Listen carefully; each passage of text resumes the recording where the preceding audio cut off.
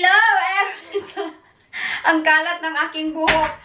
Guys, I have an announcement. This was grabe ka da. Ito yung channel nila Jessica dati. So, ang pangalan ngayon is Ayin Kayden. Ayin is my sister and Kayden is the son of my sister. So, ang aking plano nito is tutulungan ko siya na magkaroon siya ng sariling vlog kasi naawa ako sa kanya, guys. Single mom in town niyang aking kapatid. Kung gusto niyo malaman yung kanyang mga story sa buhay with the matching actions. Kung gusto niyo malaman ang kanyang story sa buhay, pwede niyo siyang i-subscribe kung gusto niyo. Kung gusto niyo silang masubaybayan, nilalamig ako kaya nanginginig ako dito. So, ito yung first na vlog ng aking kapatid.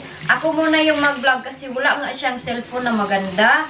So, ako muna yung mag-vlog while waiting sa kanya. Tinutulungan ko siya at ini-encourage ko siya. Nag-a-apply siya ng work sa Pilipinas. Pero alam niyo naman ngayon sa Philippines na sobrang hirap maka-apply. Ang aking kapatid pala is graduate yan siya ng education. Same kaming dalawa. So, meron siyang isang anak, which is Kayden. Pwede niyo silang subaybayan dalawa.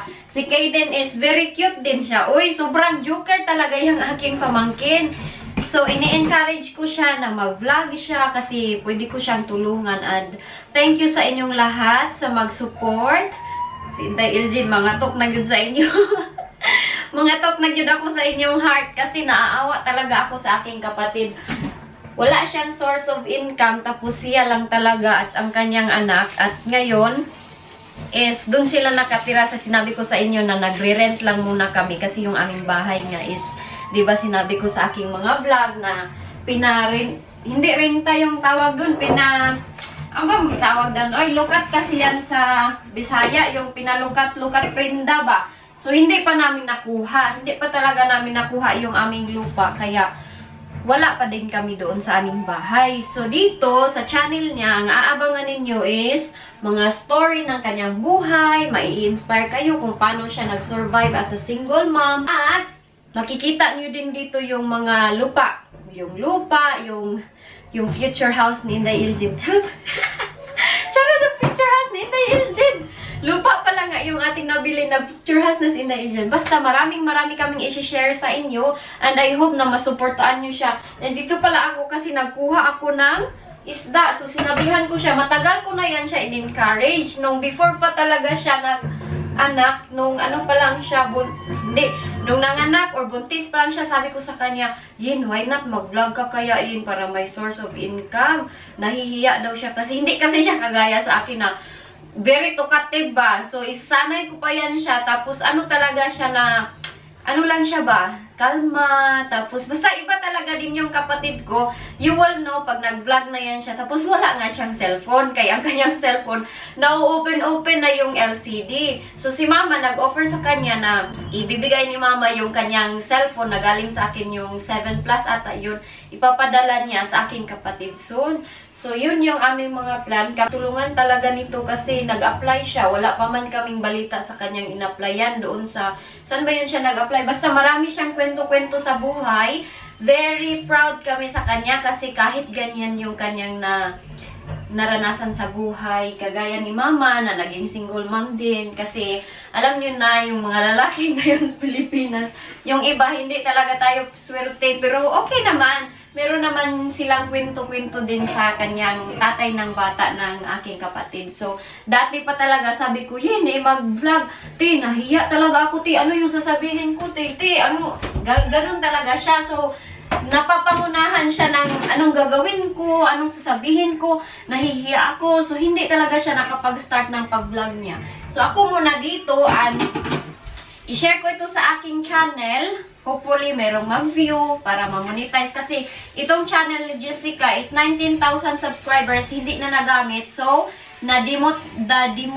demonetize na siya. Hindi na siya nag-earn. So, sabi ko, kung wala man lang magagamit nito, why not yung aking sister, diba? Pwede kong ibigay sa kanya. So, binigay ko sa kanya. And hopefully, pag na-monetize siya, magkakaroon siya ng konting income. Ganon. Yes! Nice! Ganun yung aming plano. Tapos si mama din, ini-encourage talaga namin siya. Everyday talaga. Mom, Single, she's taking care of little boy. Siya lang talaga mag-isa. So, proud na proud ako niyan sa kanila dalawa ni mama. Kasi, super ano lang talaga sila. Super ano ba, yung strong. Yun yung iniisip ko na, bakit pa ba ako? Anong point ng pagmumudi ko? Yung aking sister, yung aking nanay. Wala nga silang asawa. Ako na ba na meron akong asawa si Wayne, mag-uwi, pa dyan usahay, no? Unsao na lang, Jod. So, yun, guys. I hope na mag-success itong channel ng aking kapatid at magkaroon sila ng sariling income, sarili nilang buhay dyan sa Pilipinas. Simple lang yung buhay nila dyan sa Pilipinas.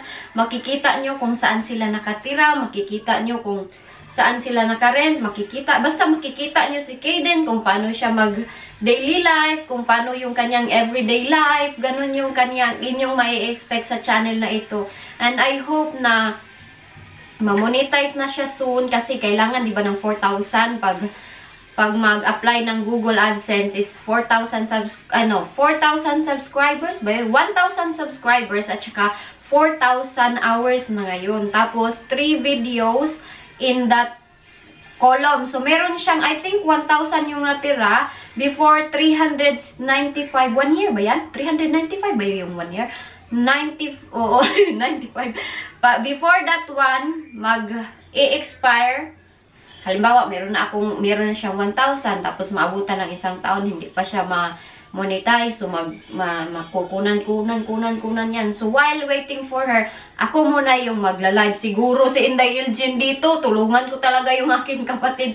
Yan yung aking goal, and mag-upload din ako para sa kanya. And tutulungan ko talaga siya. Sabi ko sa kanya, kung pwede ko lang ipadala, bitaw, itong camera ko din na isa, sira-sira. Yung isa doon, sira. Tapos, gusto ko sana GoPro, pero wala pa din talaga akong extra na para sa akin na GoPro. Tapos, yung isang GoPro is ibigay ko sa kanya. But, we will try our best na mag-upload siya. Iyang kong cellphone, guys, kay matangtang. Kita nyo yung LCD ng cellphone? Maganon-ganon ba? Maganon-ganon. Pag nalaglag, nawala na, para nang may circle yung kanyang LCD. So, yun yung nangyayari.